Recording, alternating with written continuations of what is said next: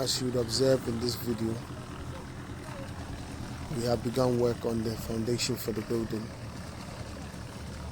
We hired a concrete mixer to ensure a consistent mixture for the foundation. You notice here that all the steel works for the supporting pillars are in place. We would highly recommend getting a concrete mixture at this point, as it's more efficient to use one in carrying out the foundation work.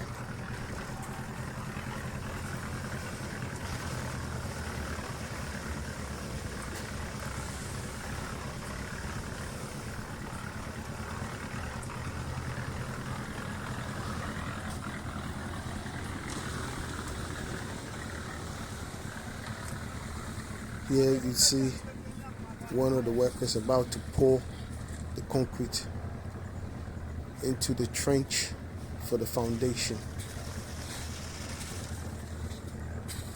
This is a close-up of the steel work for the pillars. The steel bender has finished all the pillars at this point. The entire casting of the foundation took 2 days